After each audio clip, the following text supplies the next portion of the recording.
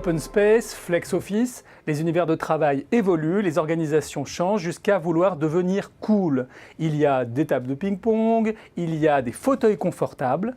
Alors pourquoi ces organisations évoluent, pourquoi ces agencements évoluent? On en parle avec Fernanda Areola. Bonjour. Bonjour. Bonjour, donc vous êtes professeur de stratégie et de management et vous êtes responsable de la chaire Innovation servicielle au De Vinci Business Center. Tout à fait. Alors tout le but de ces aménagements cool, c'est de faire des gains de productivité. Oui, ça c'est l'idée, mais la vérité c'est qu'on voit de plus en plus que ce type de la société qui se pose la question, elle ne se pose parfois pas la bonne question. Il faut garder en tête deux choses.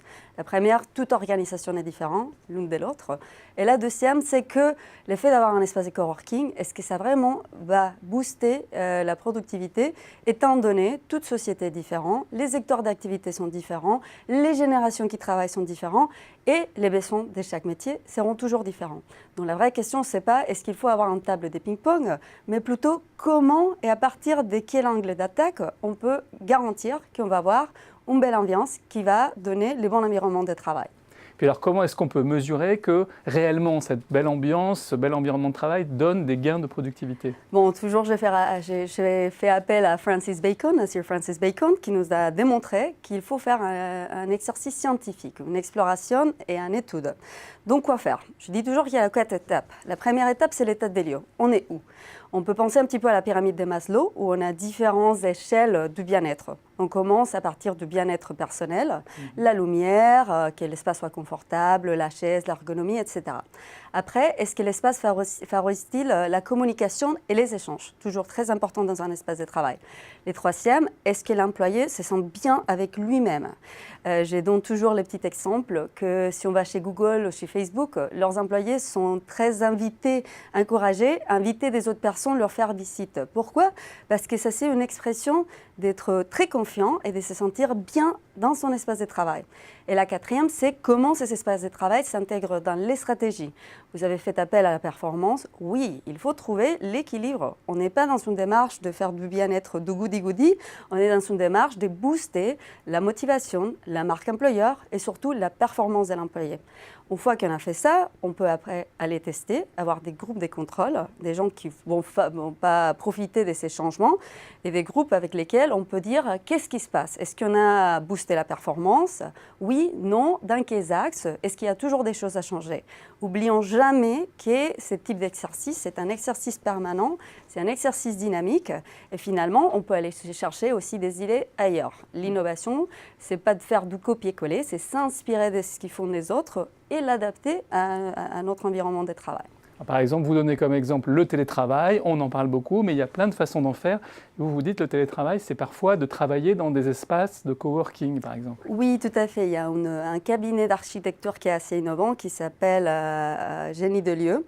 Ils ont fait un petit expériment dans ce sens, histoire de dire, il ne suffit pas de dire à l'employé, vous pouvez rester chez vous et travailler de chez vous. Parfois, l'employé n'a pas les conditions appropriées pour travailler de chez lui. Soit un problème de sécurité, soit un problème d'espace adapté, soit on a fait référence tout à l'heure à l'ergonomie. Donc, pourquoi pas donner accès à des espaces coworking, soit à proximité de chez lui, soit pourquoi pas à proximité des écoles des enfants. Ça peut booster la performance parce que l'employé utilisera moins de temps pour se déplacer et plus de temps pour s'intéresser à des tâches. Mais restons toujours très sensibles au fait, ce ne sont pas tous les métiers, ce ne sont pas toutes les générations et ce ne sont pas toutes les personnes qui sont sensibles de s'adhérer correctement à une forme de travail comme le fait de travailler dans des espaces coworking. Il peut même y avoir des problèmes de bien-être au travail qui sont causés par ces nouvelles organisations qui visent pourtant à l'améliorer. On parle beaucoup des risques psychosociaux. Est-ce que ce type de nouvelles organisations, je pense notamment au Flex Office, Fernanda Areola, est-ce que ce n'est pas un problème parfois aussi pour le bien-être du salarié? Oui, tout à fait, mais ça c'est lié à ce qu'on vient de dire. Si on ne pose pas la question, si on ne mesure pas, si on ne regarde pas, si on ne fait pas une sorte des visualisations d'anthropologie de la façon dont les espaces ouverts sont utilisés par les employés, on ne va pas pouvoir récupérer les informations. Ça servirait à rien de demander, par exemple, à un juriste, un avocat, de faire du coworking étant donné qu'il a besoin d'avoir accès à des dossiers, qu'il a besoin d'avoir accès à des espaces où il peut avoir une certaine confidentialité. Certaines banques ont aussi des risques par rapport à l'utilisation de certaines données ou certaines informations. Donc il faut s'assurer que l'employé va s'en sentir à l'aise et que les conditions conditions de travail correspondent à chaque type de travail et d'organisation. Toute organisation est différente l'une de l'autre. Il n'existe pas une seule réponse par rapport à l'environnement de travail pour chaque type d'organisation.